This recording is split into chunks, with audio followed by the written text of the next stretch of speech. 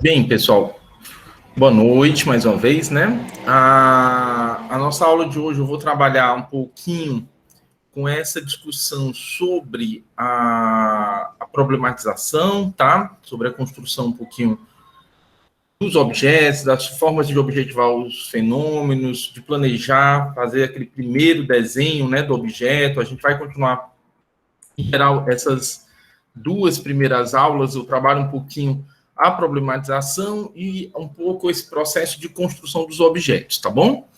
Eu costumo dizer que essas são as duas aulas mais difíceis. Por quê? Porque são aulas em que a gente traz quase coisas óbvias, né?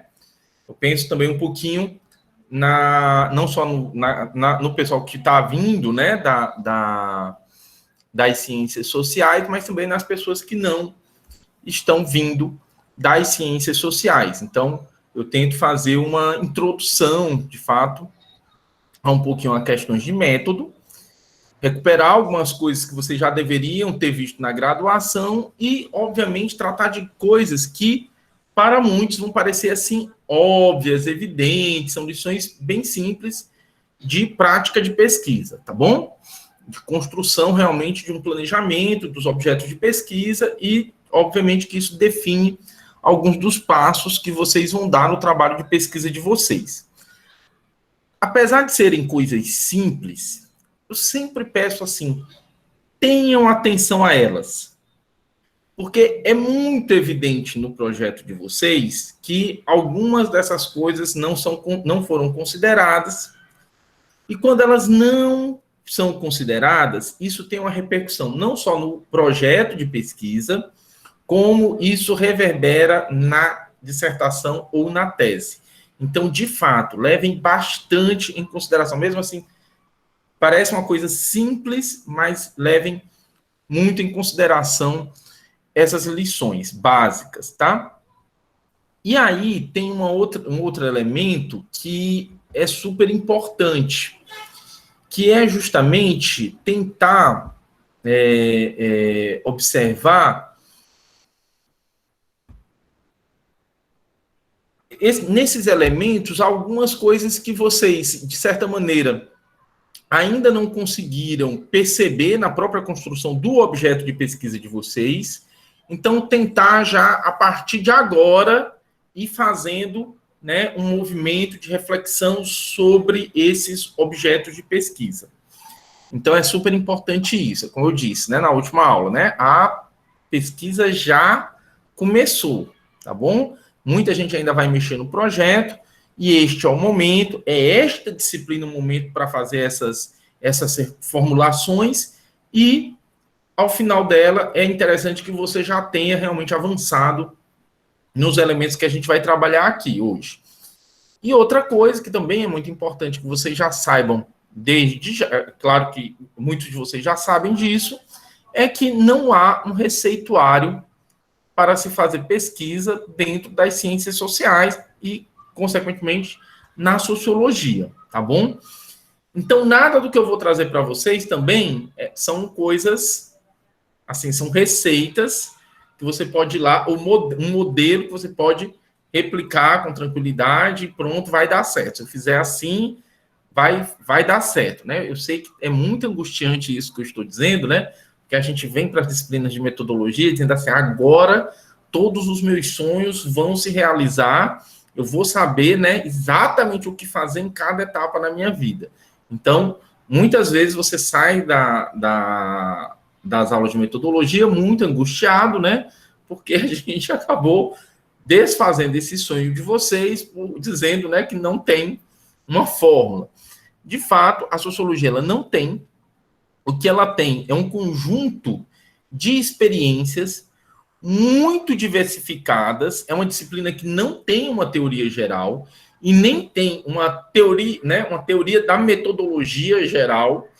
Ela tem diversas possibilidades e muitos caminhos, né, para se fazer pesquisa, para se construir seus objetos que podem ser estudados de diferentes pontos de vista e por diferentes maneiras, inclusive do ponto de vista quantitativo e do ponto de vista qualitativo.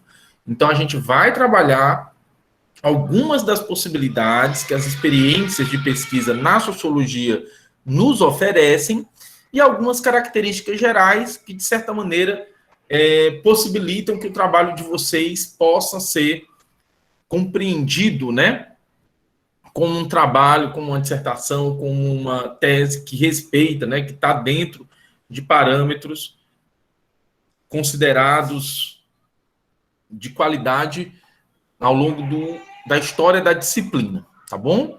Então, é um pouco essas observações iniciais. Eu vou projetar aqui essa apresentação que está disponível para vocês já lá na nossa sala do Google Classroom. Como eu estou acompanhando a apresentação, né? Muitas vezes eu não estou vendo vocês, eu vou e volto, mas tem um momento em que, como eu só estou usando uma câmera, eu estou olhando para a apresentação. Quando vocês precisarem falar alguma coisa, se não for assim, não tiver necessidade de interromper, você levanta a mão por aqui, ou você fala, tá? Se eu não estiver falando, você diz assim, professor, você pode falar, e aí eu vou voltar para olhar a sala, certo? Se você levantou a mão e não vi, eu estou olhando para a apresentação. Em geral, eu faço essa apresentação, funciona um pouquinho diferente, né? As aulas da pós-graduação, elas são mais interativas, a gente faz, né, mais um círculo de conversa, mas nesse formato eu tenho privilegiado realmente trabalhar a apresentação para que isso fique mais claro, para depois vocês possam, né, absorver e trabalhar também com esse conteúdo, e também para quem não pode, né, estar neste momento presencial. No entanto, podem interromper, podem interagir no momento que vocês acharem necessário. Então, você pode levantar a mão ou pode, se eu tiver, assim, né, você vê um espaço, você pode me alertar e me chamar pelo áudio, tá? Então, nossa aula de hoje, ela conversa um pouco sobre eu chamei de problematizar o mundo, objetivar fenômenos e planejar um caminho. A gente vai trabalhar um pouquinho essas características. Um primeiro ponto que, de certa maneira, é o ponto inicial de toda pesquisa, não é exatamente o objeto, né, de pesquisa, é justamente o problema. É como você constrói o seu problema de pesquisa. Esse é um ponto super importante. E é o ponto mais frágil dos projetos. Por quê? Porque quando você construiu o seu projeto, você tinha uma ideia, né? Muitos de vocês, muito pouco tempo para elaborar essa ideia, foram lá, né, pegaram alguns elementos e jogaram no texto e fizeram ali o projeto de pesquisa. Só que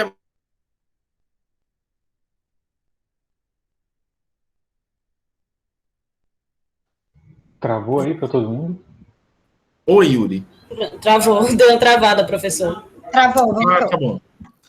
Pronto, me avisem, tá? Minha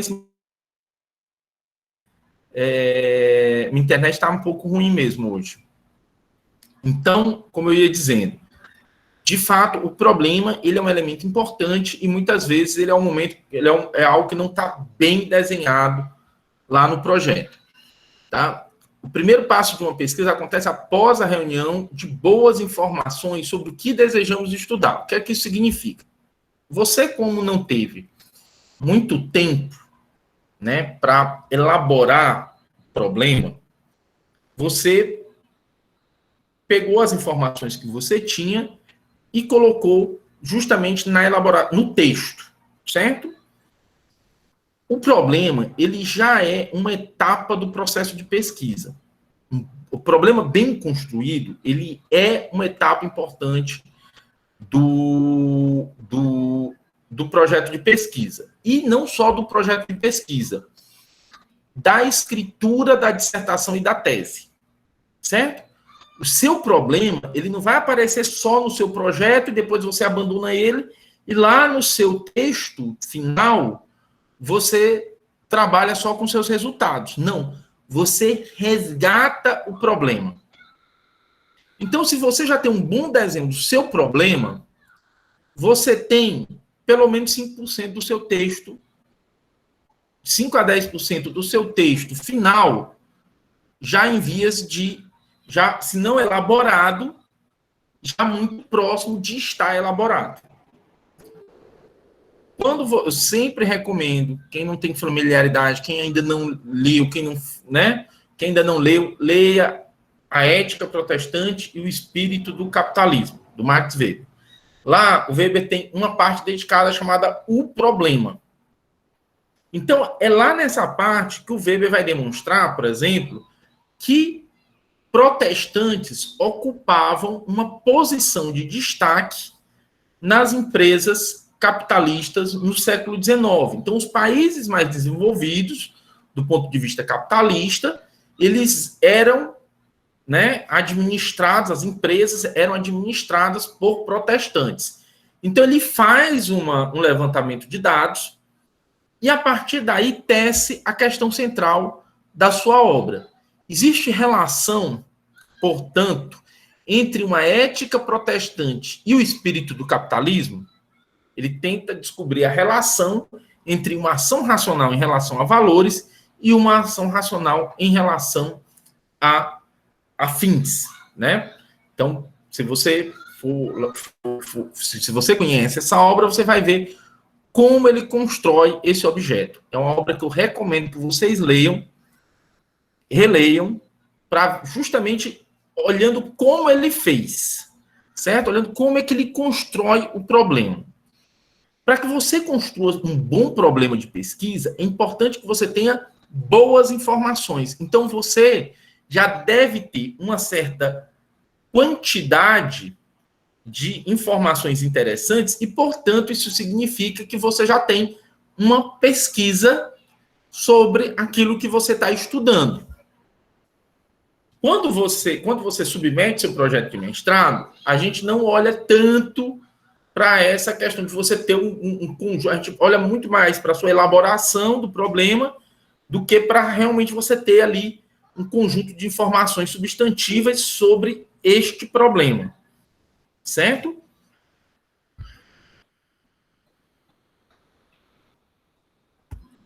Tem uma pergunta aqui. Essa pergunta. Professor, qual é a diferença entre problema social e sociológico? Cissa, a violência digamos assim, por exemplo, a violência das facções criminosas, ela é um problema social, certo? Isto é um problema social. Um problema sociológico passa por tentar saber como um fenômeno de organização do crime em grupos de pessoas envolvidas na prática de crimes, como esta experiência social ela é possível, certo? Então, por exemplo, adoção, né? O professor Domingos fez uma pesquisa sobre adoção. A adoção ela é um fenômeno do mundo social. Ela não precisa de uma socióloga, de um sociólogo para existir, para acontecer.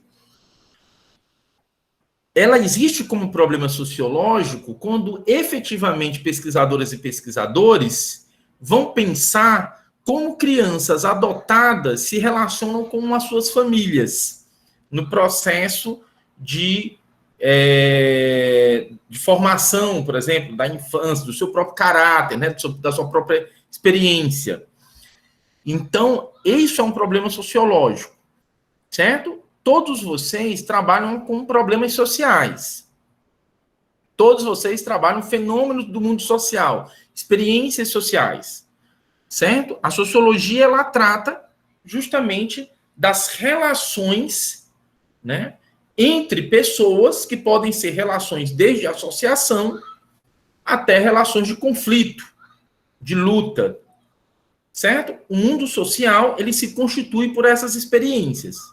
Essas experiências, elas existem independentemente de quem as estuda.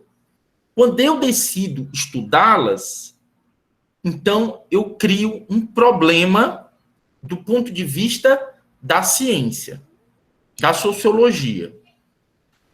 A sociologia, ela tem uma característica totalmente diferente do mundo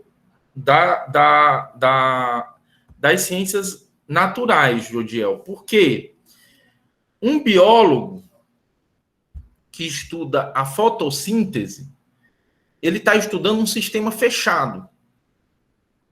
Certo? Ele tá estudando uma experiência que ele consegue manipular em laboratório. O próprio funcionamento de alguns dos nossos órgãos é possível. A própria medicina, a própria ciência médica, ela consegue, né, in vitro, em um sistema fechado, olhar como se comporta um vírus. Claro que eu posso ter uma variação enorme em função das mutações e das variantes, mas eu consigo manipular isso dentro de um sistema fechado. Nós não. Certo? Nós não trabalhamos com sistemas fechados. Apesar de sermos uma ciência, a gente trabalha com um sistema aberto. A experiência social, ela é muito diversa, porque ela é crítica, ela é reflexiva. Eu posso ter uma opinião, lhe dar uma opinião hoje, mudar de ideia daqui a 2 horas. Eu me apaixono, desapaixono. Eu imagino uma coisa, eu sinto ansiedade, eu tenho medo, pânico, isso tem implicações. Meu cérebro tem reações químicas que afetam a maneira como eu me comporto, como eu me relaciono, né? Milhares de pessoas podem, né, decidir votar num genocida, e uma pessoa sem condições de cuidar nem da própria vida, imagine, de um país. Então, são coisas que o mundo, né, social, ele é muito diverso. Nós trabalhamos com sistemas abertos. Então, as nossas problematizações envolvem conhecer essas características da sociedade, nos munir de informações suficientes sobre a experiência social, para então construir um problema de pesquisa. E aí é muito importante que neste processo, a composição do problema de pesquisa, ele envolve justamente outras pesquisas e análises a respeito do que você deseja estudar.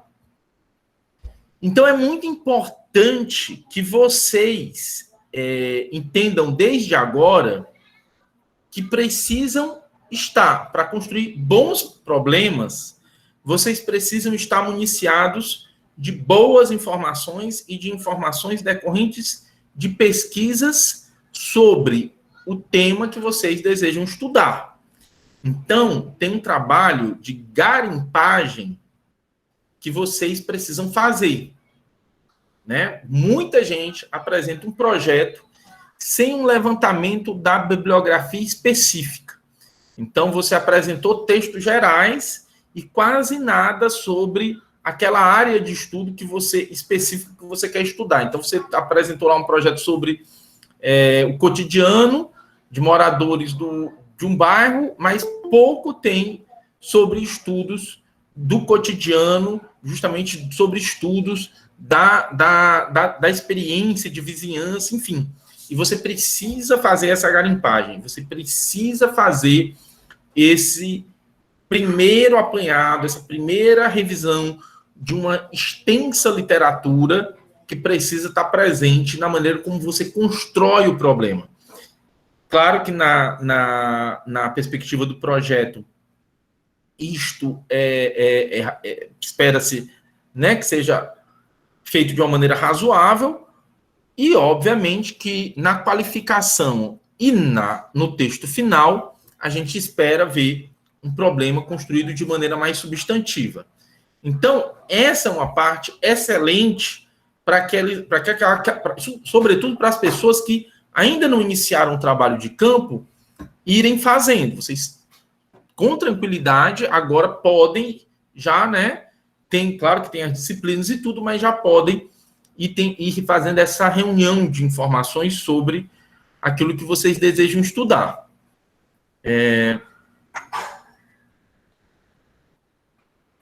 Paulo, vigilância epistemológica é um conceito que, particularmente, eu não gosto muito. Eu acho que não se trata de vigilância. Eu acho que você tem que ter, na verdade, a capacidade de reunir um conjunto de informações que são epistemologicamente relevantes, interessantes. Você conhece a disciplina, você conhece como a disciplina funciona, mas você conhece também as maneiras como você consegue usar e manejar os elementos que a disciplina te oferece. Certo? Eu acho que falar disso é mais interessante do que falar em vigilância. Certo? Vocês vão ver muito isso nos textos que a gente vai trabalhar.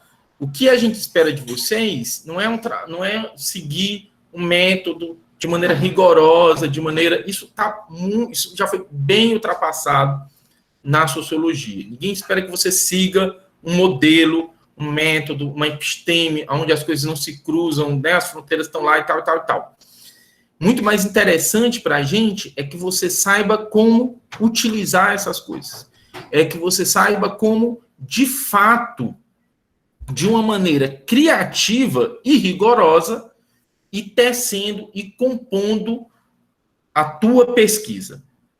Então, isso é mais interessante do que... Agora, é claro, você precisa ter a ideia do Bourdieu com a ideia de vigilância epistemológica e tal, era muito de você ter sempre uma certa reflexividade fundamentada nos princípios da disciplina. Isso todos vocês vão precisar ter, né? Tanto aqueles que já têm um trabalho mais desde a graduação com a sociologia, como aqueles que estão entrando nessa área. Isso vai ser exigido de vocês.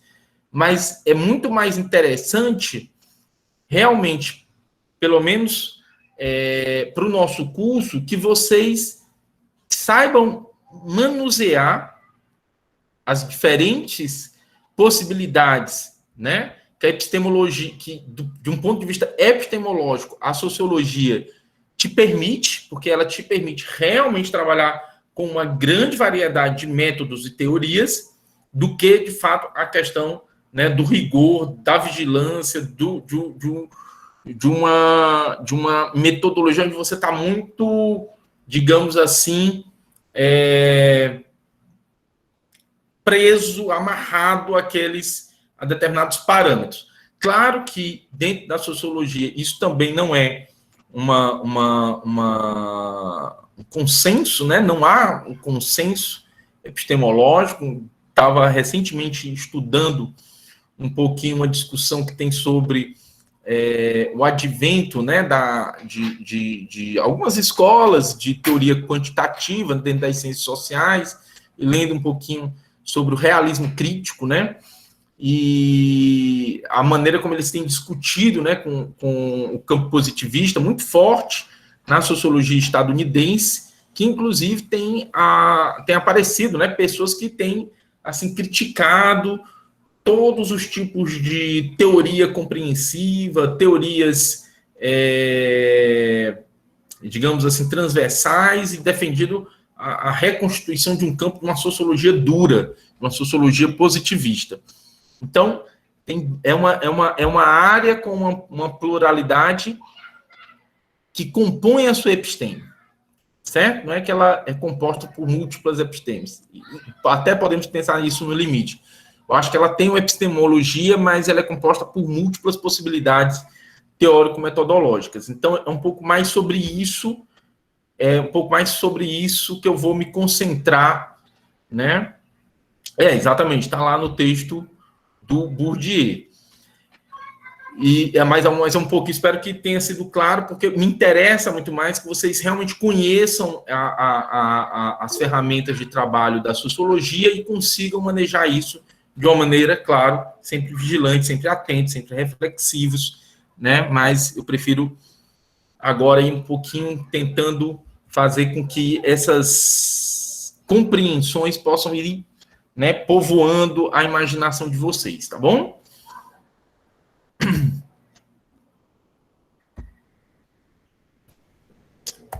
Bem,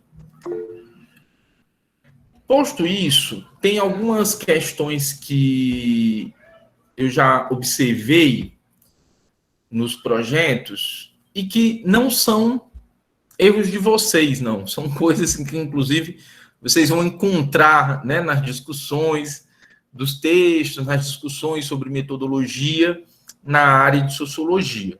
Então, são alguns erros comuns que a gente, com a própria experiência, a gente vai não só aprendendo, como cometendo esses erros a partir do momento que a gente se dispõe a fazer um trabalho da envergadura de uma dissertação de mestrado, de uma tese de doutorado, certo? E lá, algumas coisas você precisa estar atento, né? Vamos lá pensar, né? Em vigilância, a palavra que é horrível, problemas que você precisa estar atento no seu fazer, né? No seu ofício de socióloga e sociólogo. Então, uma das coisas muito comuns é o trabalho com informações genéricas sobre problemas complexos. Então, é muito comum que você pegue uma representação social e tente enquadrar essa representação social de uma maneira generalizada. Isso é super complicado. Veja bem, quem vai fazer pesquisa qualitativa não vai falar da sociedade cearense, não vai falar da sociedade brasileira. Vai falar de um conjunto de experiências que você estudou. Essas experiências, elas podem ser comparadas, elas podem ser relacionadas a fenômenos mais gerais, desde que você tenha informação suficiente para fazer isso. Se você não as tem, você não tem como fazer. Certo? Por isso que algumas pesquisas necessitam de informações quantitativas. Porque com informações quantitativas suficientes, você consegue alcançar um determinado grau de generalização. A teoria te permite generalizar? Nem sempre. Nem sempre. Certo? Sobretudo quando você está trabalhando com teorias e conceitos de outro contexto social. Então, um erro muito comum na minha área é as pessoas falarem sobre prisões, né? Vou fazer um estudo sobre prisões. Aí cheque. Quem é que elas vão citar assim como o maior representante dos estudos de prisões do mundo? Ninguém se arrisca? Foucault. Exatamente. Michel Foucault. Aí pega Vigiar e Punir, aí começa a falar de uma sociedade disciplinar. Foucault, se tivesse entrado num presídio brasileiro na década de 70, 80, jamais teria escrito Vigiar e Punir. Jamais. Ele não teria escrito aquilo, ele teria dito, né, que não, por favor, nunca e jamais utilizassem o conceito dele para tentar explicar uma prisão brasileira. Certo? Mas, o que é que acontece? Nós absolvemos Vigiar e Punir como se o Foucault estivesse falando da nossa realidade. E ele não está. E nós generalizamos a experiência. Nós generalizamos. Aí começamos a tratar. O que é que você está fazendo? Você não está fazendo pesquisa. Você está encaixando. Você está pegando a realidade, está dobrando ela e encaixando naquilo ali. De uma maneira irreflexiva. Porque você não está nem comparando, você não está nem pegando. Não é que o conceito ele não nos sirva para nada, mas ele precisa ser aquilo que o Foucault disse que ele deve ser. Uma ferramenta. Ele precisa ser um parâmetro, inclusive para que eu possa dizer que a disciplina, ela não foi a sociedade disciplinar não foi uma experiência comum à sociedade brasileira. certo? Mas você pegou o conceito e você trouxe para o seu texto e você generalizou a partir do conceito, sem fazer relações, sem trabalhar com dados, sem trabalhar com informações e muitas vezes negligenciando informações que você tem a partir do seu próprio trabalho de pesquisa. E aí, professor? Opa, Diga. desculpa. Isso leva a um perigo epistemológico de transformar um projeto de pesquisa, uma pesquisa em manifesto, né? Uma forma de manifesto. Não necessariamente. Não é que você vai transformar a sua pesquisa em manifesto. Isso também é um problema, mas é um problema, Paulo, em outro sentido. O problema é que você vai muitas vezes incorrer num erro lógico, certo? Você vai estar trabalhando um fenômeno que não tem essas características, certo? Então, em vez do conceito ser um contraponto para que você consiga entender a especificidade e a singularidade do fenômeno que você está estudando, você realiza um encaixe. Isso pode ser feito com uma representação? Pode. No mundo social hoje, nós temos várias situações onde você vai encontrar isso, certo? Recentemente teve uma pesquisadora na nossa área que ela disse que as facções criminosas eram conservadoras, eram extremamente conservadoras, né? E isso foi assim uma briga, né? Criticada de todos os lados. Por como, né, que as realidades, como está chamando as pessoas, as facções, né? Todo mundo ficou com um pouco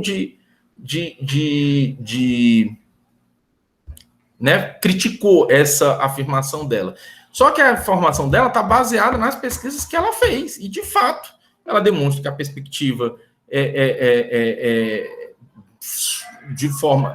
elas atuam de forma neoliberal, com a imaginação neoliberal está presente no trabalho e na maneira como os jovens são arregimentados, a experiência, né, até de contraponto, de proibição, em alguns casos, de qualquer tipo de experiência homoafetiva no interior do grupo, né? As meninas são sujeitadas, né, a um ideário machista de forte repressão de gênero. Então, eram os dados que ela tinha. Este dado pode não se acomodar a representações sociais que as pessoas, né, dentro de uma atuação política trabalham, mas é o dado da pesquisa. Vai acontecer é muito comum acontecer com vocês que o engajamento, obviamente, produza uma certa série de dificuldades, mas isso cada um vai ter que aprender como trabalhar, certo? De fato, não tem uma solução simples, não tem uma solução fácil e pode ser, sim, uma dificuldade grande. Eu vou dar um exemplo de uma situação que era muito comum quando eu comecei a fazer pesquisa no Bom Jardim. A minha presença no Bom Jardim, como uma pessoa da universidade, né, branca, que estava ali fazendo pesquisa sobre violência, sobre uma realidade que, para grupos organizados do bairro, não era interessante. Então, eu lembro muito de lideranças comunitárias criticando o fato de eu estar trabalhando com imagem, né, de que o bairro era um lugar violento, certo? Então, havia essa ideia de que você não tinha... inclusive, a violência não era comum a outros lugares. A fala dos moradores, o saber dos moradores, eles não dizem algo sobre essa realidade? Dizem. Certo? Aí você tem que descobrir o que isso quer dizer. Porque, na verdade, não é só um engano que eles estão tentando produzir. Eles estão falando de uma realidade pela qual eles são discriminados e que o seu trabalho, ao falar da violência, vai, de certa maneira, reafirmar. Então, há um problema que é real para aquelas pessoas. Então, você não pode também só desconsiderar o que está sendo dito, porque você tem um determinado tipo de informação que você acha que digamos assim, que é a correta. Então, por exemplo, naquele momento, você tinha informações, tinha dados de 27% dos homicídios da cidade naquela região. Então, existia violência. Mas esta fala, ela quer dizer outra coisa. Esta fala, ela representa uma outra coisa que você precisa considerar também. Por isso que é muito difícil generalizar informações qualitativas. Você precisa trabalhar com as informações que você tem e você precisa entender o que essas informações querem dizer. Na medida em que você pega qualquer tipo de informação, seja um dado quantitativo, seja uma fala, seja a sua percepção do problema, e generaliza, você esgota. Você acha que está fazendo algo que é interessante, mas você não está. Você está, na verdade, produzindo uma sombra sobre aquela realidade e que você não está entendendo, porque você está generalizando informações que precisam ser relacionadas. Então, cuidado ao generalizar uma informação, sobretudo quando você só tem um dado qualitativo, certo? Ou só tem um dado, certo? Sem fazer contraposições. O ponto de vista do pesquisador não é explicado. Outra coisa que aparece muito. Você fala do Foucault, você fala do Bourdieu, você fala da Angela Davis, você fala da Judith Butler, você fala da Iris Barreira, você fala da Glória Diógenes, você fala do Luiz Fábio Paiva, né? Excelente pesquisador, muito incrível. Mas você não fala hora nenhuma de você. Você não existe. A sua pesquisa é feita pelos outros. Entendam uma coisa desde agora. Vocês são autoras e autores responsáveis por aquilo que escrevem. Certo? Vocês são autoras e autores. Vocês são pesquisadoras e pesquisadores. Vocês são as pessoas responsáveis pelo conhecimento que estão produzindo. E aí eu leio o projeto, e isso acontece Olha, eu vou dizer uma coisa agora para vocês, e eu vou monitorar vocês ao longo do curso de vocês, e se vocês fizerem isso, eu já vou, mesmo não estando na banca de vocês, eu já vou, né, lançar uma nota reprovativa, né, isso nem existe, mas eu vou criar isso a partir de agora.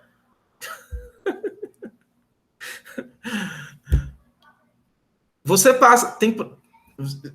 vai ler a tese, aí a tese está lá, você faz 80 páginas de revisão da literatura e 10 da pesquisa que você fez.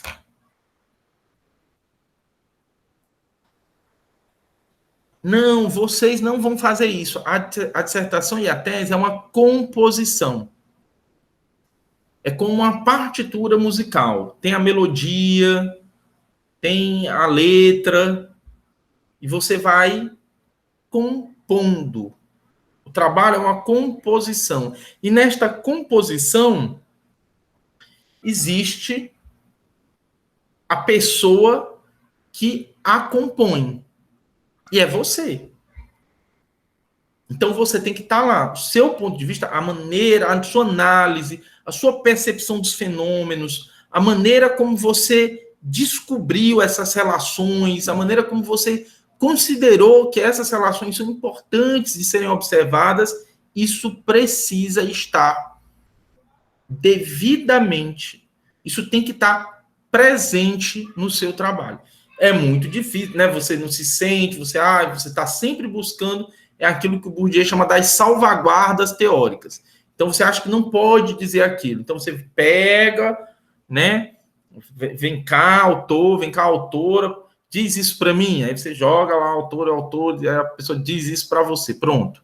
Você pega uma fala de um interlocutor, de uma pessoa com quem você conversou, e aí você traz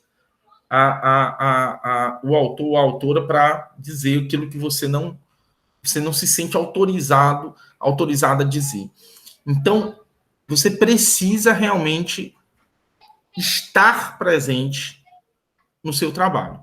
Você precisa realmente se sentir parte disso e se sentir protagonista desse processo, certo? Teorias replicadas sem cuidado e profundidade. Acontece, né, de tempos em tempos, a gente ter grandes conceitos que são... Gente, vou só pegar um copo d'água, só um instante.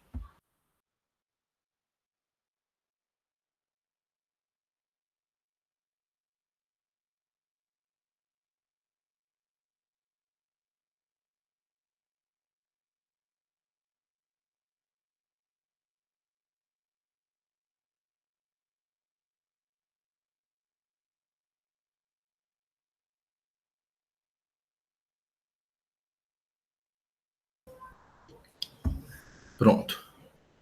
Então, o que é que acontece? Muitas vezes você pega um grande conceito, você pega uma teoria, e você vai, e a teoria tá ali, ó. Pá! Pronto. A teoria resolveu todos os seus problemas. É muito comum, no presente, por exemplo, eu sempre vou falar um pouco da minha área de pesquisa, porque é com que eu consigo fazer os exemplos de maneira mais fácil para vocês, tá bom? Só isso. É muito comum na minha área agora que as pessoas falem de necropolítica. Então, pega o conceito do Mbembe e trazem para a discussão. Veja bem, é um conceito fundamental, é um conceito de uma potência incrível, é um conceito que nos ajuda a não só observar, compreender essa realidade, como nos deu uma grande possibilidade de explicá-la. Mas o Mbembe, nos seus trabalhos, já explicou o conceito. Este conceito tem que estar presente no trabalho de vocês de uma maneira que você diga assim, olha, isto acontece desta maneira. E aí você traz os dados, aí você traz as informações, aí você lê Abdias Nascimento. E aí vai entender o que é o genocídio negro no Brasil. Aí faz essas coisas dialogarem. E aí traz as informações do teu trabalho de pesquisa, mostrando como este fenômeno acontece a partir do contexto social, das situações, das circunstâncias da história que você está pesquisando. Agora, se você pega a fala de um interlocutor, faz um recorte nela, bota no seu texto e embaixo vem o Mbembe, sem que você crie as conexões, você tem um problema. Você tem, de fato, ali uma lacuna a preencher. Certo? É absolutamente... Esta é a hora de fazer isso. Você vai, agora vai... Né? Então, você traz um marco. Você está fazendo... Isso, nossa... Assim, você vai ler uma tese, né, com a grande presença do materialismo histórico dialético, pronto. Né? Você está ali... A pessoa... Todos os conceitos. O Durkheim é a mesma coisa. Acontece com todos os autores. Certo? Acontece com diferentes conceitos. Então, a teoria, ela tem que ser uma caixa de ferramentas. Ela serve para você fazer contrapontos, para você conseguir trazer de uma maneira mais simples, ao trazer os conceitos, um conceito como o da Judith Butler, de vida precária, você vai e traz, você consegue explicar, você consegue delinear um fenômeno, preparar ele bem para que a sua explicação seja potencializada. Mas ele não pode ser o conceito que faz o papel de explicar aquilo que você está se propondo como pesquisador a estudar.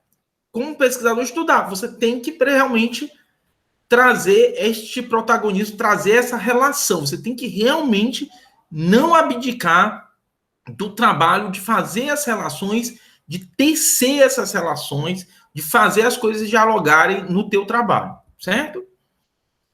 Simplificação de problemas ou falta de contrapontos relativos à visão de mundo abraçada como verdade. Uma das coisas das pesquisas sociológicas é que nós trabalhamos com diferentes pontos de vista. A realidade, ela é plural, ela é multicausal e ela se impõe, quer você queira ou não, certo? Se a gente revisar a literatura sobre teoria política no Brasil, alguns trabalhos, assim, não conseguem, né, observar como um fenômeno como o Bolsonaro foi possível.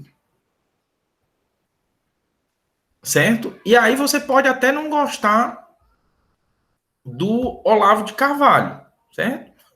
Não goste mesmo.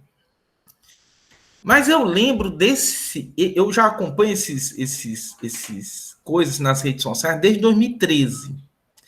E eu me lembro de um post que esse cara fez dizendo que um presidente com uma proposta radicalmente conservadora venceria eleições no Brasil. E quando o Bolsonaro se apresenta como esse fenômeno, eu lembro de muitos colegas tratando isso quase como se fosse besteira. E eu lembro de debates, né, de estudiosos do campo falando com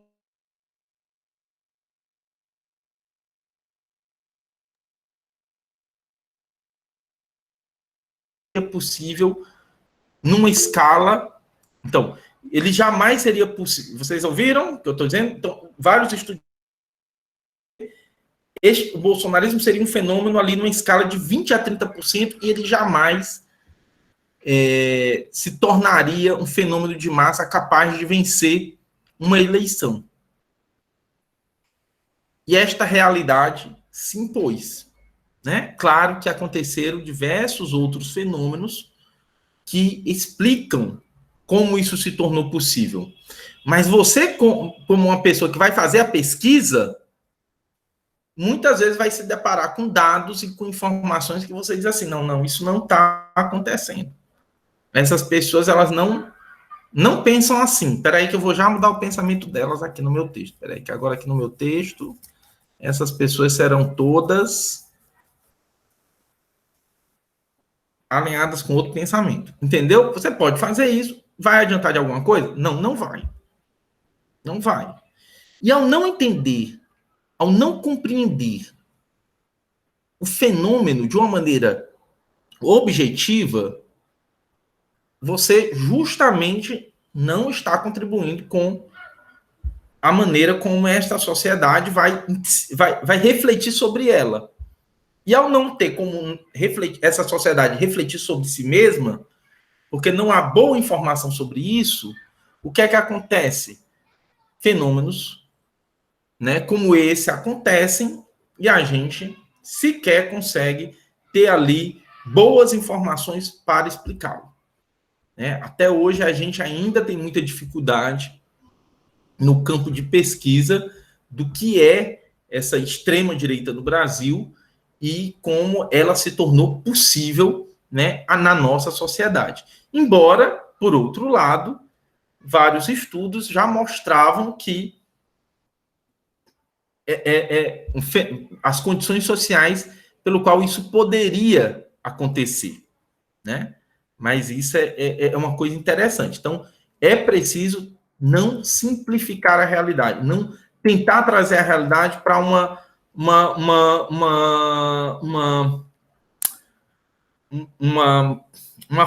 dar a ela uma forma que mais, digamos assim, tá, digamos, correspondente com o que a gente pensa, com que a teoria quer fazer muitas vezes, aparecer, tá? Descuido na composição do texto, então isso é uma coisa que, de fato, vai acontecer com várias pessoas. Você não faz essa composição bem feita, o texto acaba com uma citação, o texto acaba com o autor falando. Nunca, se você vai encerrar um tópico, você encerra todo o encerramento de tópico, de capítulo, é um momento de síntese e de arremate do que você está trabalhando ali, certo? Então, você não pode abdicar disso. E falta de conexão entre problema, objeto de pesquisa, metodologia e teoria. Isso é um clássico. Você tem um objeto, o objeto ele te recomenda, você quer fazer uma grande generalização, o objeto te recomenda uma metodologia de uma determinada forma e você propõe uma outra coisa. Você eu lembro, aí isso é uma coisa bem particular. Eu estava trabalhando na dissertação o cotidiano de moradores em um bairro. Então, eu estava trabalhando com um sistema super aberto. Aí, o que é que tinha lá no meu projeto? O conceito de hábitos do Bourdieu. Né? Porque eu queria ver o hábitos. Aí, meu orientador, ainda da graduação, o Gil, ele disse uma coisa que eu jamais esqueço. Ele, Fábio, tire o Bourdieu da sua cabeça, porque ele não está lhe ajudando, né? E foi maravilhoso, né? Eu fiz todo um trabalho realmente de sepultamento do Bourdieu, né? Eu acho que ele nem sei, eu acho que eu citei ele de alguma forma, mas não sei se citei, porque realmente mais me atrapalhava do que me ajudava a entender. Se a teoria ela está te produzindo uma dificuldade enorme de explicar o que tu está estudando, você não concorda que tem um problema? Então, era um autor que assim, me atrapalhava, eu não conseguia sair assim, de entender a pluralidade, entender como as coisas funcionavam de uma maneira muito mais fluida, porque eu estava preso num conceito que foi utilizado de uma maneira totalmente diferente da minha. O Bourdieu trabalhou com grandes processos estatísticos, né? Com pesquisas de survey, de estatística sobre frequência de museu, gosto na alta costura, né? Frequência a esses elementos simbólicos, né? Esse consumo. Ele trabalhou com a ideia do consumo cultural e isto possibilitou a ele entender o conceito de hábitos. Então, ele trabalhou com formas muito estruturadas, né? E aí é muito interessante, o César, ele assistiu, né, um seminário do Bourdieu, e ele diz uma coisa muito interessante também, que o próprio Bourdieu criticava pessoas que faziam trabalho baseado na teoria dele, porque ele dizia que não se via, eram coisas muito... Ele trabalhava com coisas muito estruturadas. E aí, muitas vezes, as pessoas pegavam um trabalho sobre um bairro, sobre uma realidade cotidiana, e lá queriam colocar o Bourdieu naquilo que não tinha nada a ver. E não ajudava em absolutamente nada. Então, realmente, quando você está trabalhando com uma teoria que não está te ajudando a entender o fenômeno, isso está criando mais dificuldade do que facilidade para ti. Então, reveja, tá? Então, essas são as dificuldades que eu gostaria de elencar. Ei, professor, desculpa interromper. Diga, Paulo. Desculpa fazer várias perguntas, que eu acho que é importante demais saber logo agora, nesse momento. Na sua opinião, de acordo com as suas experiências de dar aulas, por que você acha que é tão comum ver alunos tentando encaixar teorias em problemas, em temáticas que não têm relações? Vocês passam, a maior parte dos cursos de ciências sociais e dos cursos acadêmicos, eles são estruturados em compartimentos. Então, você passa um monte de tempo estudando teorias, né? Absorvendo teorias, para aí depois, lá no quinto semestre, você tem a prática de pesquisa. E muitas vezes você nem tem cursos, dependendo da formatação do curso, você tem pouca prática de pesquisa. Então, você aprende as coisas de uma maneira compartimentalizada. E aí, isso reverbera na maneira como você também vai escrever, propor suas pesquisas. Então, até você conseguir fazer essa transição leva um tempinho. É absolutamente comum que os projetos eles apareçam dessa forma. O que eu estou tentando produzir aqui também, né, é um choque, né, um contraponto assim, com o que vocês trazem, e a partir daí vocês também irem imaginando que podem fazer de outro jeito, certo? Porque é para fazer de outro jeito mesmo.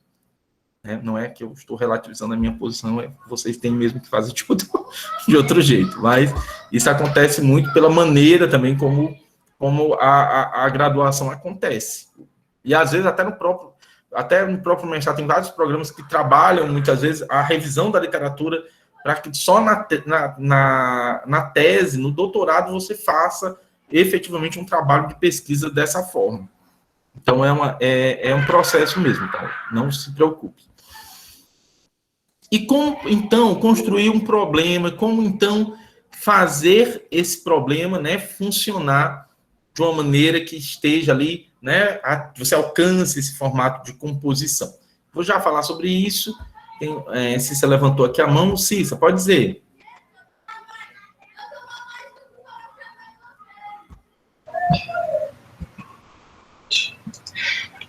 Vocês estão me ouvindo? Estão me ouvindo? Escutando. Na verdade, é só repetindo uma pergunta que eu tinha feito no chat, porque o professor criticou a questão da sociedade disciplinar para as análises aqui no Brasil, né? E, assim, tem muitas pesquisas no âmbito da educação que utilizam a sociedade disciplinar de Foucault, inclusive em várias teses de doutorado. E aí eu fiquei meio confusa nesse sentido, porque ela não traduz a cultura daqui, né, a cultura brasileira, a cultura das escolas. Então, como utilizar a sociedade disciplinar do Foucault para questionar essas estruturas no ambiente escolar? Fiquei meio confusa. Cissa, eu usei o conceito da sociedade disciplinar de uma forma genérica. Eu não estou me referindo a uma pesquisa específica que pode trabalhar com o conceito de uma maneira qualificada, inclusive trabalhando realmente esse conceito de uma maneira interessante, mostrando quais são as congruências, mas mostrando também quais são os contrapontos. Você pode pegar um conceito, tá, como de sociedade disciplinar, justamente para mostrar a especificidade da experiência que você está estudando, certo? O problema é quando você generaliza. Só que você pode fazer isso com o conceito de sociedade disciplinar, você pode fazer isso com o conceito de processo civilizador do Elias, você pode fazer isso com o conceito de banalidade do mal da Hannah Arendt, você pode fazer isso como eu fazia com o conceito de hábitos do Bourdieu, você pode fazer isso com qualquer conceito. Eu usei o conceito de Foucault porque ele é um conceito muito comum a uma área que eu conheço de estudo sobre prisões. E no caso das prisões, quando você pega assim, é uma prisão muito diferente do que o modelo prisional. O nosso sistema ele tem, né? Você quase que tinha uma gestão dos presos, né? Da própria vida e morte no interior da prisão. Então as facções, né? Elas se organizam a partir de um sistema de proteção cultivado no interior das prisões. Então, se você não entende que esse conceito ele não apresenta e você generaliza a partir dele, é aí onde está o problema. Mas não é o problema, mas o problema não é o conceito em si. Você pode trabalhar com ele. É a maneira como você vai trabalhar. E não só com esse conceito, mas com qualquer tipo de conceito. Tá bom? E aí tem algumas coisas sobre como construir. Obviamente, né? Tem algumas maneiras como se a gente trabalha um problema de pesquisa. E aí, algumas coisas que todos vocês podem estar utilizando com uma perspectiva de realmente fazer com que o problema ele não seja só um momento pelo qual você passa, né? Mas que ele realmente funcione como um momento do teu trabalho de pesquisa, certo? Então, o problema, ele sempre traz algumas coisas das práticas, representações, invenções e visões de mundo. Ele sempre deve trazer alguma coisa das adesões, das mediações e das contraposições que fazem parte dessa experiência social e que, portanto, compõem o teu trabalho de pesquisa. O trabalho científico, ele não visa neutralizar, mas aprender com as invenções sociais. Então, você está ouvindo, você está observando, você está lendo e você está fazendo essa composição. Então, o problema, ele é um pouco esse momento onde essas coisas se relacionam, certo? As experiências sociais não são objetos que encaixamos nas teorias, mas coisas que problematizamos a partir do conhecimento acumulado e sempre passível de discussão.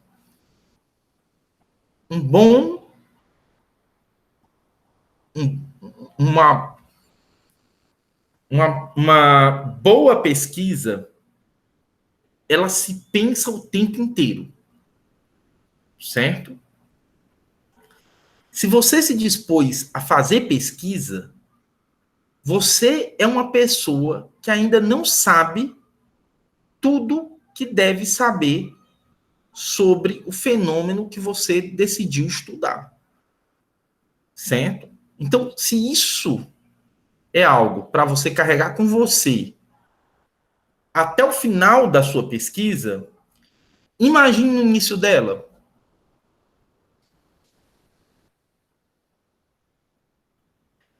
No início, eu quero muito mais ler ao final dessa disciplina projetos com inquietações do que projetos com boas perguntas formuladas, do que projetos que em si trazem muitas respostas.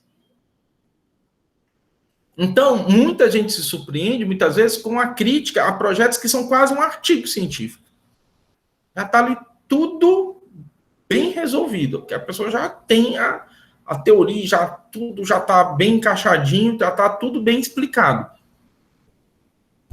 E você vai fazer pesquisa para quê? Está tudo bem encaixado, já está tudo bem resolvido, não há qualquer motivo para você se debruçar sobre essa realidade. Então, a sua inquietude, ela não é um problema para a escrita.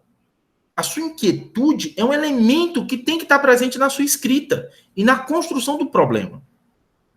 Porque se isso não aparece, então não tem um problema efetivamente. Não tem uma dúvida, não tem uma questão. Você não carrega inquietações sobre coisas que você não sabe. Estão resolvidas. Então isso parece super simples, isso está, né?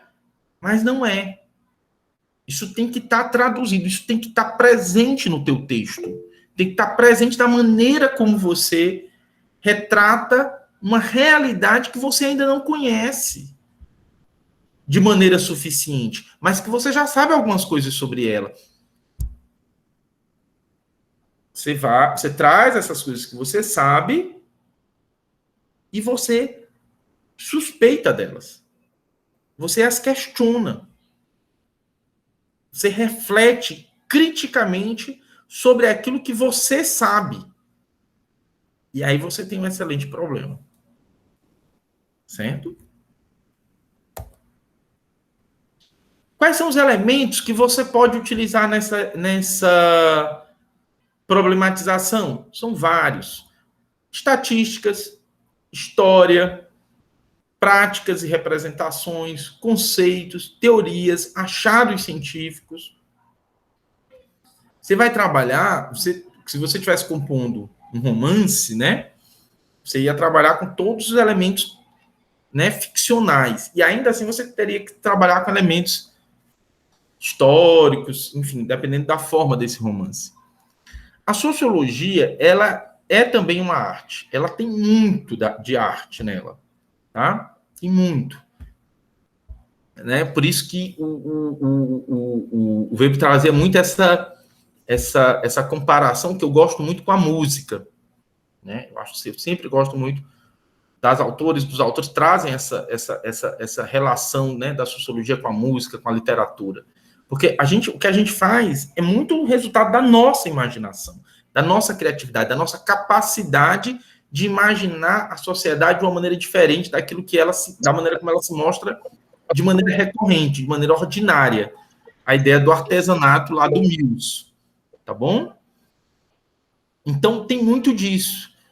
Mas essa imaginação, ela precisa estar, né, trazendo esses elementos. Então, você vai buscar estatística, você vai buscar histórias, você vai buscar representações. Valéria, você está falando? Ah, tá. Ah, perfeito.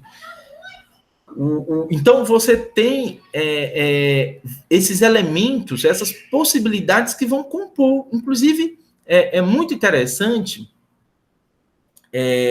você trabalhar... tem um grande amigo, Secundo, né, que ele trabalhou o Ceará Moleque, né? Então, a tese dele, a dissertação e a tese, né, é uma coisa muito gostosa de ler, assim, porque ele trabalha as anedotas, né? Trabalha esse imaginário da gozação o tempo inteiro, né? Tem uma história muito, muito interessante, né? O professor Jataí, né? O professor Jataí Bezerra de Menezes, né? Do departamento, do programa, tá? Ele faz uma apresentação, as pessoas apresentando, né? A dissertação, o estudo delas, e o Secundo pegou, né? Aí você estuda o quê? Aí o Secundo disse assim, Yay! Rapaz, na hora que o Secundo fez assim, aí o Jataí quase pula para trás assim, tá ficando louco? Que diabo é isso? Não sei o que, não sei o que. Aí, não, professor, é porque eu estudo a vaia. A vaia cearense. Eu estudo né? E aí, a vaia? Como é que essa vaia, né? Como é que essa expressão popular ela se tornou uma característica, né? Da maneira como o cearense se reconhece, é reconhecido, né? A ideia da vaia, a ideia da molecagem, de tudo isso. Então, a vaia era um elemento, né? As histórias, então, em torno dessa vaia, as piadas, todo o folclore foi trazido para o trabalho, né? Como um problema sociológico. Então, encontrem, né? Os dados, as informações com quem você quer, com as quais você vai trabalhar e com as quais você vai compor o seu problema. Então, são muitas as possibilidades. Aqui é só realmente uma ilustração, tá bom? Lá no texto tem um elemento, né, que eu gosto muito, que é o da ruptura, né, da ruptura epistemológica, da ruptura que não é só, tinha-se uma ideia muito comum, né, que a sociologia é um saber que rompe com o senso comum, né? Então, a ciência, né, e o senso comum como se elas fossem duas dimensões separadas. E a ruptura, né, quando o Bourdieu trabalha lá no texto, é muito interessante porque ele trabalha essa ideia de o fato é conquistado contra a ilusão do saber imediato. E a ruptura, ele fala de uma dupla ruptura, né? Então, existe realmente um elemento ordinário do fenômeno que você precisa desse movimento de ruptura, justamente para compreendê-lo de um ponto de vista sociológico, mas existe uma ruptura com o próprio saber sociológico, com o próprio conhecimento científico, né? É um movimento, então, entre essas coisas, né? Então, o que está em jogo não é que você está buscando uma ruptura com um determinado tipo de saber, é que você busca uma ruptura realmente com as maneiras como se conhece, para justamente poder imaginar esta sociedade de uma maneira diferente. E aí, ao imaginar isso de uma forma diferente, você é capaz de explicar, você é capaz de oferecer um entendimento, e ao fazer isso, você também transforma essa sociedade. É muito interessante, porque ao se transformar, você também se transforma. Então, o conhecimento ele tem essa potência, se você, né, realmente consegue fazer esse movimento, você consegue entender como esse movimento é importante para a construção do saber. Obviamente, né, que diante do mundo social, ele é um caos, né? O mundo social ele é, de fato, uma experiência, assim, muito... É como a gente trabalha, como eu disse no início, com sistemas muito abertos, com coisas efêmeras, com coisas que acontecem assim, né? Então, diante do caos, a pesquisa ela exige uma certa organização. E aí isso é muito importante, né?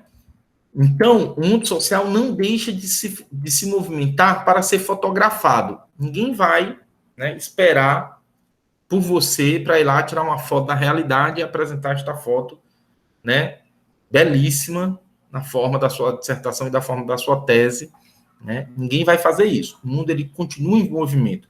E vocês vão fazer pesquisas em um tempo de pandemia. E isso tem implicações. A gente vai conversar sobre isso no nosso próximo encontro. Objetivar nunca é reduzir, mas dar forma ao que se estuda por meio de um processo. Então, a sua vida, as suas condições de trabalho, a sua capacidade de juntar essas informações, tudo isso é limitado. Portanto, o que você vai conhecer está dentro de um limite possível. O importante é que você, ao entender isso, não imagine que você vai fazer um trabalho de redução da realidade aos enquadramentos que você encontrou por meio dos seus limites possíveis. Mas você vai, de alguma maneira, dar forma a isso. Então, a sua compreensão dessa realidade, obviamente, ela nunca é o retrato dessa realidade. Ela é uma aproximação, que pode ser muito bem feita, mas nunca será o retrato dessa realidade. Nunca será a reprodução dessa realidade. Ela é uma forma, ela é uma maneira pela qual, dentro de determinados limites, você compreendeu, você explicou essa realidade. A pesquisa como processo visa construir uma partitura, um texto, uma relação tecida pela pesquisadora e o pesquisador. O resultado de um trabalho de pesquisa é sempre provisório, incompleto e passível de refutação. Né? É isso que nos distingue dos dogmas religiosos, certo? Aquilo que a gente sabe não é uma tradução da verdade. Obviamente não é só um ponto de vista, não é só... Quando você estudou, você fez um estudo sério, você fez um levantamento de dados sérios, você conhece, você sabe do que está falando. Existe objetivamente evidências, né? Existe uma verdade aí. Obviamente que isto é sempre passível de refutação, porque isso é um conhecimento científico. Isso faz parte de um saber que está se colocando no mundo como provisório, justamente seja pelas possibilidades de ser refutado ou pelas possibilidades dele ser um saber que se acumula, né, a outro, portanto, vai compor outros estudos e, portanto, outras formas de conhecimento dos fenômenos que você está estudando.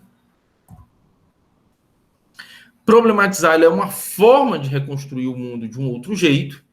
Isto exige que cada pesquisador e pesquisador busque exaustivamente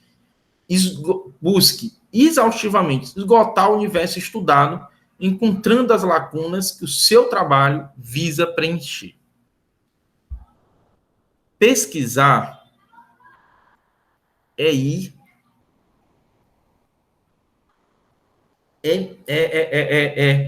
mergulhar fundo na toca do coelho, né? Como está lá no Introdução à Sociologia Reflexiva também. Mergulhar fundo na toca do coelho é realmente não se conformar, com o que já se sabe, né? É realmente ir com uma certa ambição, é realmente ir com uma certa eu não quero usar a palavra obsessão, e com paixão. Tá um pouco obcecado, né? Tá um pouco obcecado, tá realmente apaixonado ali e tá obcecado em conhecer isso, certo? Não dá para fazer uma... Claro que não adoeçam, certo? Não é para esse motivo de angústia. Tem que ser prazeroso o trabalho, tem que ser gostoso, tem que ser bom de fazer. Se está lhe produzindo dor, se está lhe produzindo sofrimento, não está legal. Não está funcionando, não está essa história. Olha, eu tenho uma coisa comigo que eu detesto na vida acadêmica. E eu sei que vocês vão escutar muito, que é a ética do sofrimento e do castigo. Você tem que sofrer, tem que ser angustiante, né? Você tem que sofrer, ser aquela pessoa que passou anos, abdicou de tudo na vida da família, das pessoas, para fazer a pesquisa, até... Se você fez isso e lhe deu prazer, se você, né, passar agora, né, terminar todos os seus relacionamentos, né, decidir viver uma vida realmente solitária e dedicada à pesquisa, e isso lhe dá prazer, quem sou eu para julgar, né, a sua maneira de ser feliz, né? Não vou lhe dizer. Mas, assim, eu posso lhe garantir, dá para viver, tá? Dá para ser feliz, dá para criar os filhos, dá para ter os relacionamentos, dá para ter uma vida que não é... que é difícil? É difícil. Vocês escolheram, né, um caminho que é difícil. Vocês vão ser cobrados. Tem um peso isso. Tá? Fazer uma tese, fazer uma dissertação tem um peso. Pesa. Tem dificuldades nesse caminho. Mas não precisa ser um caminho, né, de adoecimento. Tá? É uma tarefa muito difícil. Luiz Fábio. E aqui eu tenho que relativizar mais, né, nas orientações, aí eu já... Ai, tem uma diferença entre... Não, mas eu fico pensando que às vezes é como uma maneira de você se diferenciar e se colocar num lugar acima do outro. Porque eu acho que isso é tão presente, essa ética, assim, essa coisa do sofrimento, do que eu estou aqui sofrendo. É como se você olhasse assim para o outro também, e assim, não, você só vai, você quando chegar nesse nível, vai passar por esse nível. Eu acho isso absurdo, assim. Óbvio que eu abdiquei noites e fins de semana para escrever o meu projeto, mas eu não morri por aí, não morri, não passei mal, foi gostoso, foi prazeroso. Óbvio, corri contra o tempo. Tive que virar na reta final, tipo, passei o fim de semana virada? Passei. Mas nada que não tenha passado o fim de semana virada para outras coisas. Então, eu acho que é uma academia como um todo, assim, as pessoas têm uma propagação do sofrimento, né? É uma coisa que está ligada a relações de poder, não sejamos ingênuos, né? Está ligada a relações de poder, é uma forma de controle. De fato, pessoas assim, né? A pessoa fez aquilo, tem casos assim, de pessoas vão ficar... não tem final de semana, não tem... ou, de certa maneira, assim... você vai passar por certas coisas que são, como você diz, Marina. Maria, você vai passar por dias em que você não vai dormir. Entendeu? Você vai passar por esses dias, né? Tem que terminar a tese, tem que terminar a dissertação, tá? Vai fazer um concurso, você vai ter dias muito difíceis, né? Tem prazos. Agora, isso, você pode passar por isso, né? E isso ser algo que você diz assim, olha, eu estou vivendo isso aqui e está sendo bom também, porque eu estou construindo um texto que estou construindo algo que me dá muito tesão de fazer, que me dá muito prazer, eu quero ver esse texto. Só um instantinho que vai descarregando aqui, eu vou ter que ligar. Só um minuto.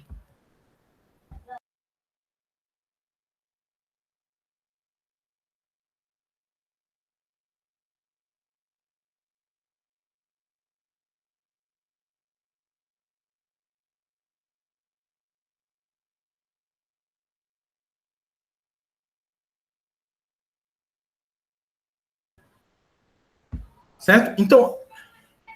Então essa dificuldade, se aquilo está lhe fazendo, você passou uma noite acordado, mas assim você se sente feliz. Nossa, é muito demais ter um texto concluído, ter o texto defendido, ter o texto lido por outras pessoas, né? E as pessoas lerem o teu texto e fazerem críticas ao teu texto, tecerem elogios ao teu texto. É uma coisa fantástica. Então, se isso te dá prazer, massa. Agora, se você está precisando, chegou ao ponto de você sentir que você desenvolveu ansiedade, depressão, pânico, precisa de uma medicação para baixar aquela adrenalina. Se isso está lhe fazendo mal, aí isso não é legal, né? E entendam uma coisa, cada um de vocês vai viver um processo que é compartilhável, mas é único. Porque cada um de vocês vai viver uma experiência única com a produção do texto, com a leitura, com a maneira como escreve. Muitas pessoas têm uma facilidade de escrever, outras não. Tem pessoas que se sentem bem estando sozinhas para a produção do texto, tem outras que não. Precisam e não peçam ajuda.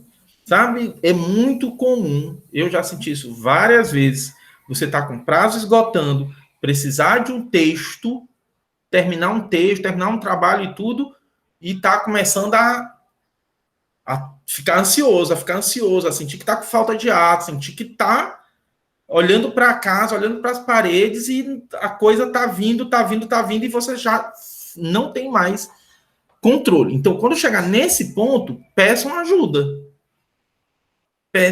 Não queiram realmente não achem que essa narrativa heróica de passei por tudo isso e vivi, ela é um modelo que deve ser seguido, certo? Encontrem a maneira como vocês vão se sentir bem. Isso é mais importante do que tudo. Eu acho que essa coisa que o Fábio fala de tesão e de prazer na escrita, assim, são palavras muito fortes, é mentira. Desde história, já se sente, sim, você sente. Eu sim, eu amo escrever, não. Não, assim, eu lembro da minha mãe dizendo que só tem 2 alegrias no mestrado, né? O dia que entra e o dia que sai. Eu acho que tem outra que é o dia que você sabe que vai ganhar bolsa também. Talvez na época dela tivesse bolsa para todo mundo. Pode ser, já se vai ter. Mas para mim o mestrado mal não chegou a fazer, né? E a ideia de que você está escrevendo e que você vai sair é muito bom, é muito prazeroso, assim. E, de fato, quando você constrói uma parceria com seu orientador, apesar de que meu orientador era um bruto, assim, muito exigente, muito cobrador, não tinha muita paciência, ele foi muito compreensivo, porque assim, o meu problema não era o mestrado era até legal, o meu problema era de outra ordem. Então, acho que assim, essa parceria de ter uma relação de colega, de brother com um orientador facilita muito. Se alguém... Eu não recomendo o Luiz Fábio como orientador, ele é mau. Mas vejam bem, cada pessoa vai ter justamente o seu modo de trabalhar. Então, tem pessoas também que vão precisar, né? Tem aquela coisa assim que precisa daquele, né? Da pessoa em cima, da pessoa mais acompanhando mais. Então, assim, é realmente um processo muito particular. O que eu estou tentando dizer é que, assim, tu era em cima, Fábio, tu era o cão. Dá para ter prazer dentro dele. E dá também para ser muito sofrido. Então, Tentem encontrar esse equilíbrio, tá? A experiência social, ela é composta por subjetividades, valores e julgamentos fundamentados nas posições políticas em circulação. A experiência de pesquisa não anula ou legitima as posições de uns em relação aos outros, mas demonstra de maneira reflexiva como essas coisas circulam, se associam e entram em colisão, criando um mundo plural e dinâmico possível de ser conhecido. Todos vocês trabalham com subjetividades, posições políticas e julgamentos de valor. A neutralidade é uma discussão, já tem uma discussão muito presente, né, dentro da sociologia. O texto fala um pouco sobre isso. E o que é que acontece? De fato, essa experiência, ela é uma experiência que é não de produção de uma neutralidade, mas da compreensão dessa diversidade de pontos de vista. E aí, como isso também vai entrar na composição do seu texto? É possível fazer uma pesquisa sobre como parte do eleitorado brasileiro se mobilizou, se organizou para a eleição do Bolsonaro? É possível, certo? Eu acho que eu não conseguiria, né? Assim, minha vontade de ofender essas pessoas. Mas é possível. Se você vai fazer essa pesquisa, então você precisa, de fato, no mínimo, entender que essas visões, por mais que elas sejam diametralmente opostas ao que você imagina que é como uma possibilidade para uma boa sociedade, para uma convivência democrática, para uma convivência republicana, embora isso esteja em contradição com os valores que você defende para a sociedade, neste momento você precisa, no mínimo, entender que essas são posições sociais que circulam. E que, portanto, para fazer essa pesquisa, você vai ter que entender, você vai ter que conversar com essas pessoas, você vai ter que conversar com essas pessoas de uma maneira que você consiga ouvi-las, consiga entender, consiga reconstituir o que elas dizem e, portanto, qual o sentido da ação dessas pessoas. E aí buscar realmente compreender o que elas estão dizendo e explicar isso de uma maneira que seja, digamos assim, sociologicamente, né, aí que esteja dentro de uma perspectiva realmente de uma sociologia que busca, né? Eu tinha que ter procurado outro exemplo, porque com esse eu tenho realmente, né, uma dificuldade, né? É algo que eu assim, já até escrevi, né, um texto sobre o bolsonarismo, mas muito mais como um contraponto crítico, né, como ensaio realmente, do que como uma pesquisa empírica de alguém que vai tentar entender o sentido da ação desses sujeitos. Mas essas pesquisas são importantes, né? Pessoas comprometidas com isso, pessoas engajadas nesse processo, são necessárias, né? Para que a gente entenda como isso foi possível, né? É muito interessante. Tem sempre um texto que eu recomendo muito para leitura, para quem quer entender assim, como é que se faz isso, né? Leia o Julgamento de Eichmann em Jerusalém, da Hannah Arendt, né? Você estava lá diante do cara que era considerado assim, por toda a opinião pública como um monstro, e a Hannah Arendt, diante daquele fenômeno, diante da própria pressão que ela, como uma judia, sofria naquele momento, escreve sobre a banalidade do mal, como o mal ele pode ser algo ordinário, e como o Eichmann representava isso, e como ali não estava um monstro, mas estava alguém, né, ordinário, que conseguiu comandar e fazer a gestão da morte de milhões de pessoas, né? Então ela foi muito acusada de humanizar o Eichmann.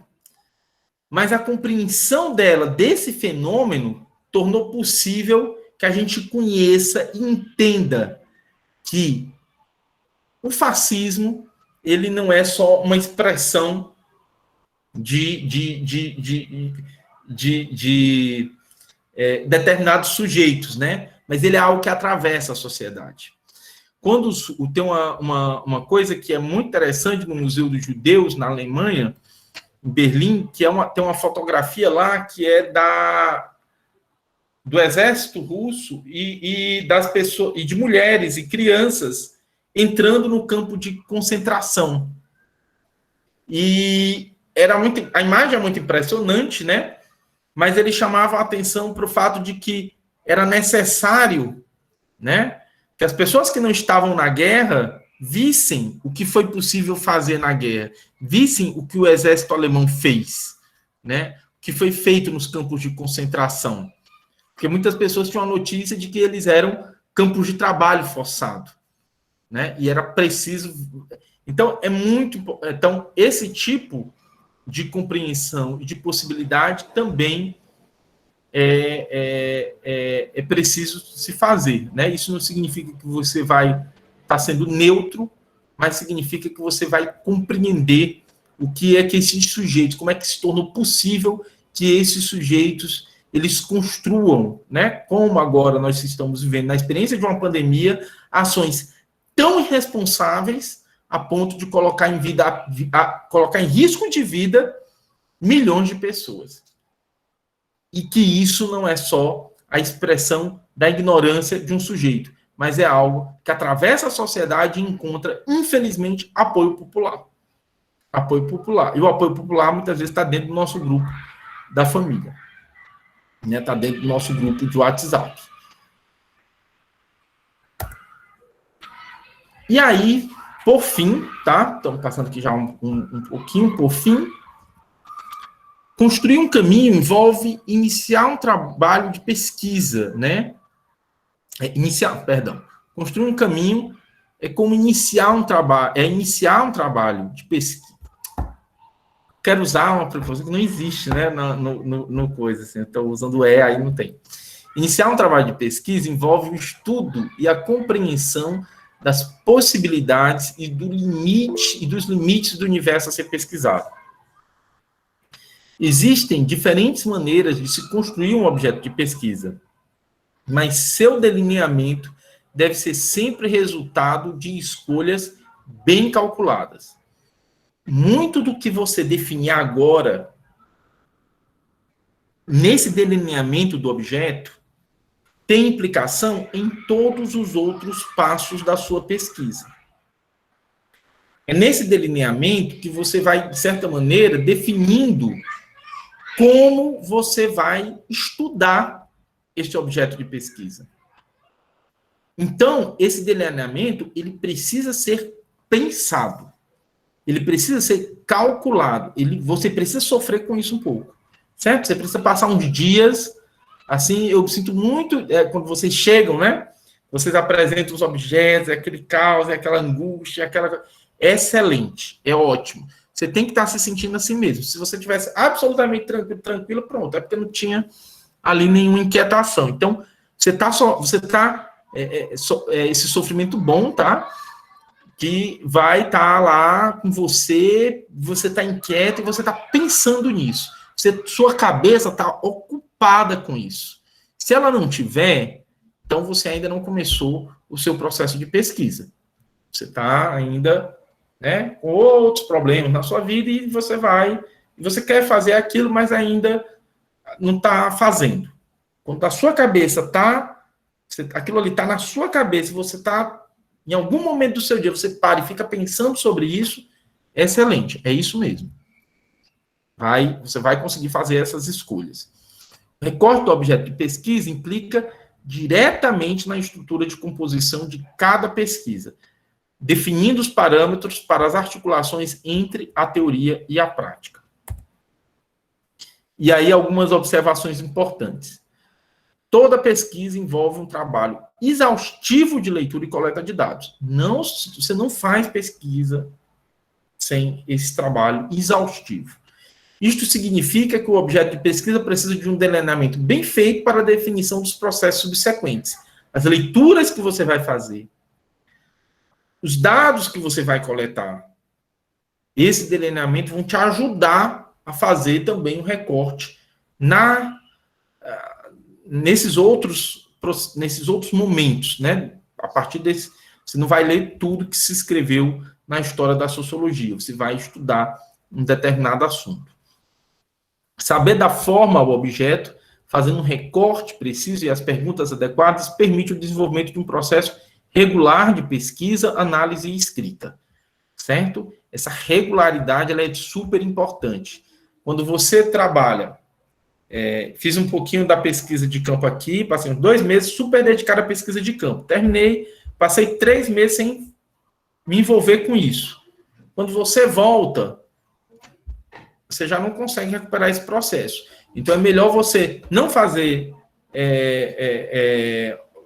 as coisas assim tão concentradas, mas você fazer as coisas com alguma regularidade, de tal forma que quando termina teu trabalho de campo, você se debruça sobre as organizações da informação e, consequentemente, na análise. Certo? E aí você tem um contínuo entre este trabalho de campo e a escrita do relatório final. Planejar o caminho é como desenhar um bom mapa que permite se encontrar em um universo desconhecido e desorganizado, estruturando boas possibilidades e soluções para a jornada. A pesquisa, ela te leva para diversos lugares. E você é puxado pelo campo, né? Quando você se envolve num trabalho de campo que é muito, muito intenso, as coisas podem te carregar para... Sabe? Você está lá querendo estudar violência, mas aí as pessoas querem falar sobre outras questões. E aí você começa a ver, e a experiência social é isso, ela é muito multifacetada.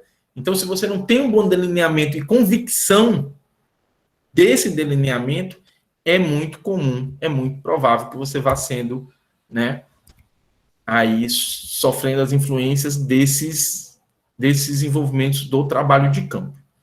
Tá bom? Então, eram essas as questões que eu tinha para trazer hoje para vocês. E aí, vou ficar aqui um pedacinho. Se vocês tiverem questões, então podem trazê-las agora. Ou se vocês estiverem totalmente satisfeitos e satisfeitas, também isso é super... A gente leu os projetos um dos outros para discutir ou para um próximo momento? Pronto. Então, bem, então já vou adiantar aqui o final do nosso encontro. Bem, eu pedi para vocês formarem os grupos, né, e dentro dos grupos escolherem um projeto de pesquisa de um colega do grupo, tá? Eu vou deixar lá no grupo, logo após a aula de hoje, nosso encontro de hoje, as orientações da primeira atividade da disciplina. Vocês vão fazer em uma lauda, tá? Um texto onde você apresenta o objeto do projeto de pesquisa que você escolheu, né, dentro do grupo, e você vai apresentar uma potencialidade e uma fragilidade do projeto. Certo? Eu vou criar esta atividade dentro da pasta de atividade do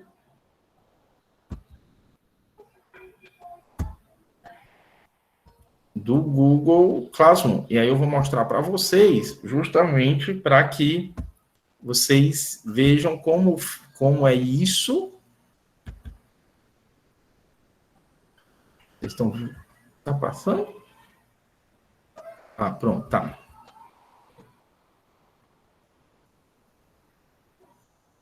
Então, aqui na nossa sala tem uma pasta de atividades, tá? E aí tem esta atividade. que é resenha crítica, seu grupo de trabalho.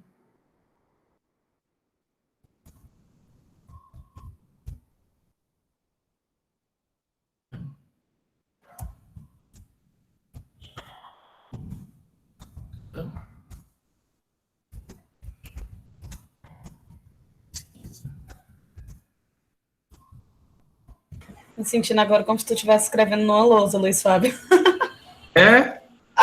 Mas eu estou explicando aqui, mas só essa primeira vez, porque vai gerar um link. E aí as pessoas me mandavam esse negócio por e-mail, eu ficava enlouquecido. Você vem uma lauda, o objeto de pesquisa, o projeto escolhido.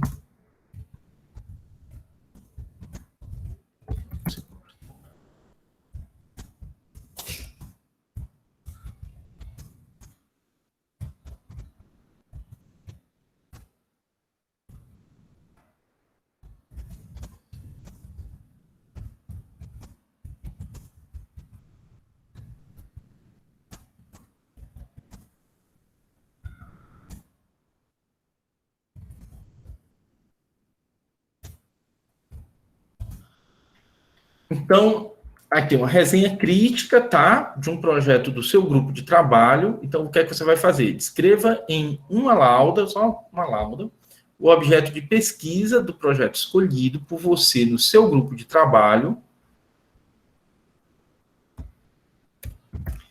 retratando.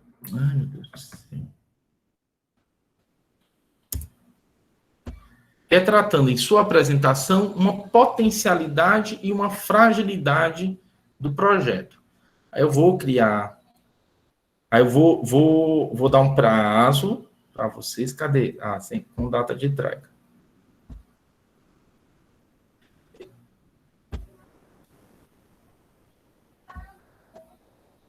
Sete.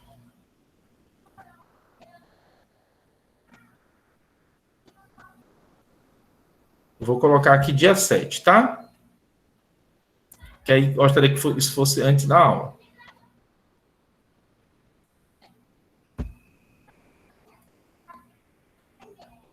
Pronto. Lá dentro tem essa atividade e tem uma pastinha, ó. E tem um link específico da atividade. Aí eu quero que sempre que vocês respondam por esse link. Tá ok? Alguma dúvida? Pronto. Então, essa é a nossa primeira atividade.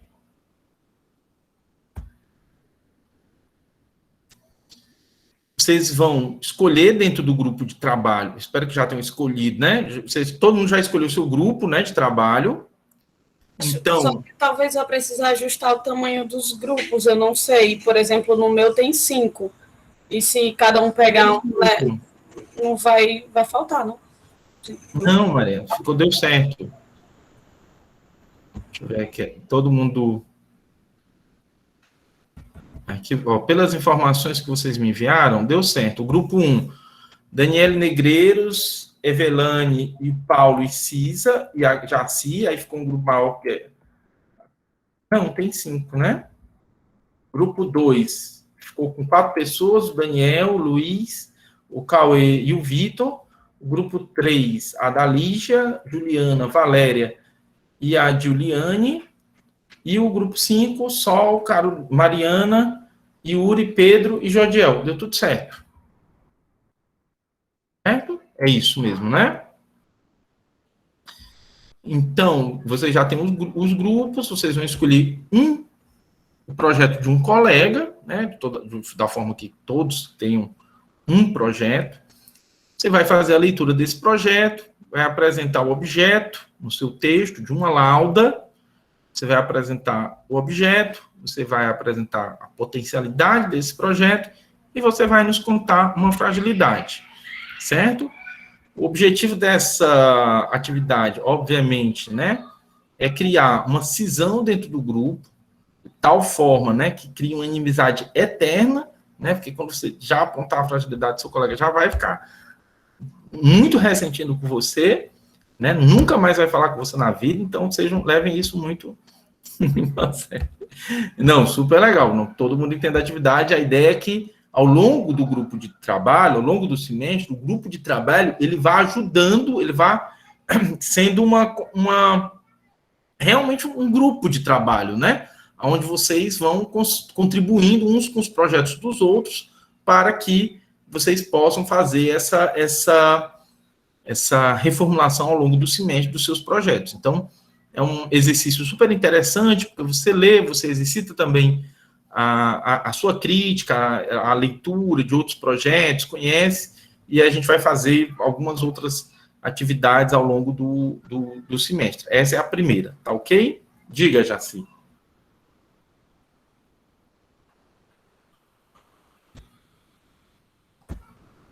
Foi sem querer, apertei o botão sem querer, foi mal. Ah, tá bom. Suelene ali já está dizendo, ó, o meu está cheio de fragilidades. Podem ficar à vontade para falar. Acho ótimo, né? Então aí a pessoa já sabe que se apontar uma única fragilidade da Suelene, a Suelene já vai, né, ficar super chateada, né? Ela tenta aqui no chat mostrar que não vai ficar, mas aí já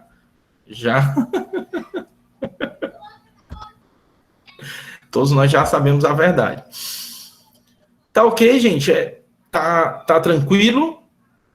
Para a próxima aula, eu vou continuar um pouquinho essa discussão a partir da ideia de construção do objeto, tá bom? Coloquei lá o texto, a primeira parte do texto pesquisa sociológica, porque só ela que eu encontrei em PDF.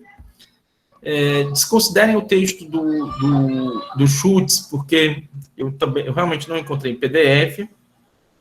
E aí, eu coloquei dois textos muito curtos, uma nota do IPEA sobre a pandemia, e um outro texto sobre a agenda de pesquisa na pandemia, que eu achei interessante, coloquei lá, e coloquei o link de uma seção da revista Dilemas, que é Reflexões da Pandemia, que tem vários textos. Eu mesmo fiz uma contribuição lá, escrevi um texto sobre o bolsonarismo contra a sociedade, mas tem vários textos excelentes. Tem texto da Viena Das lá sobre a pandemia, sobre como é que as pessoas estão vivenciando a experiência de estudo, de pesquisa na pandemia. Então, se sintam à vontade. Eu coloquei o link lá para vocês conhecerem e terem acesso, para quem se interessar, como vocês se interessarem.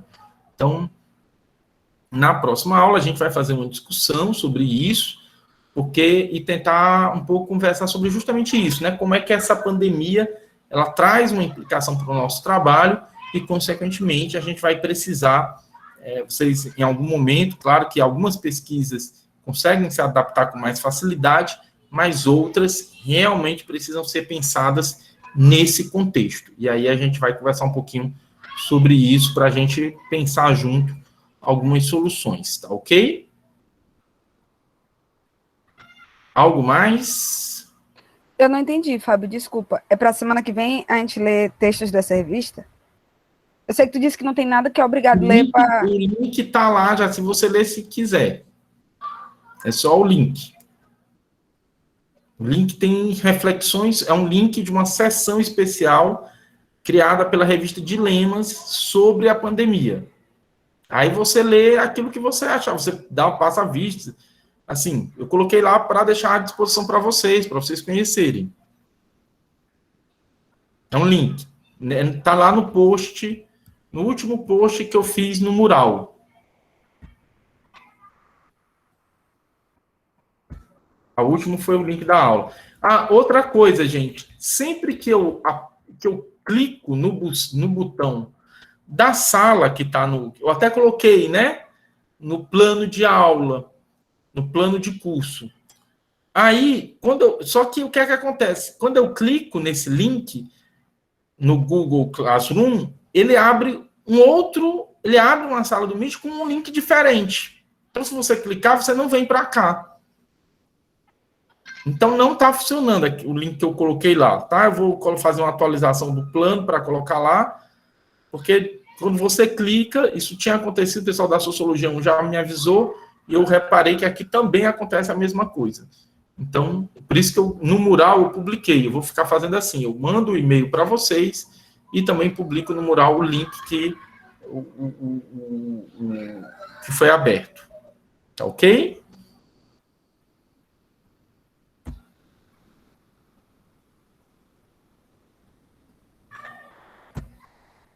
Pronto. Então, pessoal, boa noite. Tá? Se cuidem. E a gente se vê na próxima semana. Obrigado. Semana que vem, Obrigada, professor. Boa noite. Tchau, boa noite. Tchau, gente. Obrigada. Tchau, Fábio. Tchau, boa noite. Tchau, pessoal. Até mais. Tchau.